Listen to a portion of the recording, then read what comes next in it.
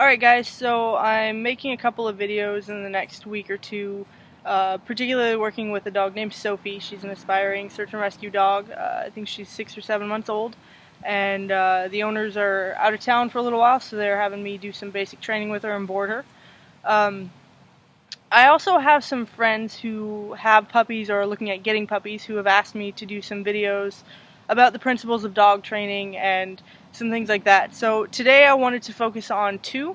So there are two main points today, and that's going to be always be consistent with your dog and never ask your dog to do the impossible. So when I say be consistent with your dog, what I mean is you're going to ask them to do something in the same way every time. You're also going to make sure that they're getting rewarded every time.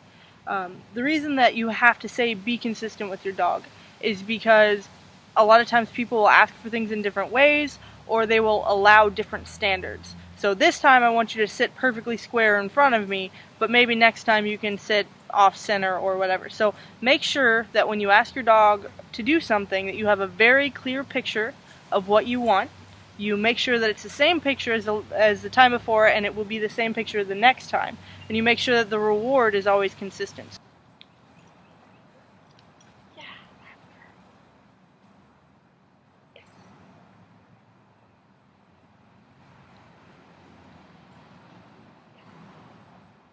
Oh, we dropped it. Sorry, my bad. All right.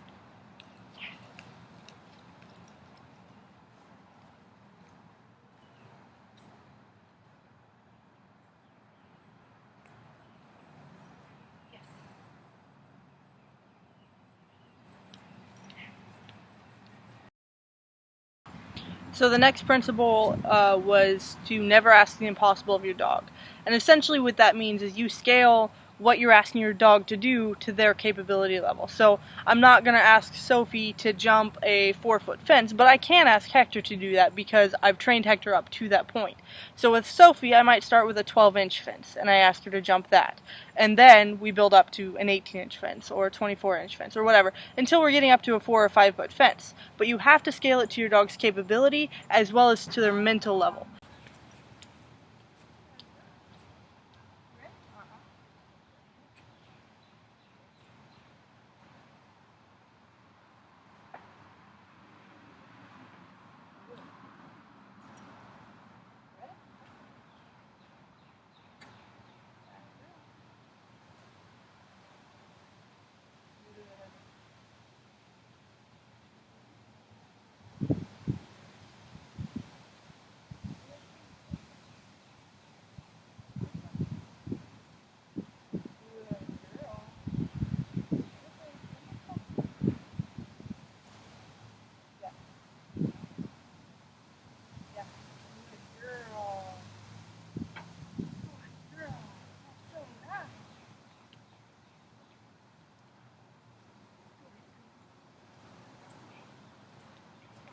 But I just wanted to show you kind of some baby steps here. So I talk a little bit about not asking the impossible of your dog. So if I started Sophie on an open ladder, it would seem impossible to her, and it would be much more difficult for her to commit to doing what it is I'm asking her to do. So what I've done for Sophie is I have laid some planks, and I don't know how much you can see of that. I've laid some planks on the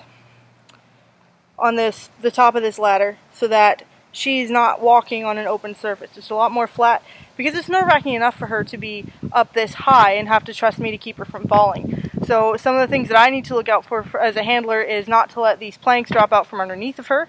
So if there's a joint, making sure it's over the top of a supported surface so that the plank's not going to drop as she steps on it.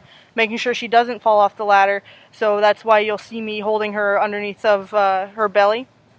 And making sure that she succeeds at it.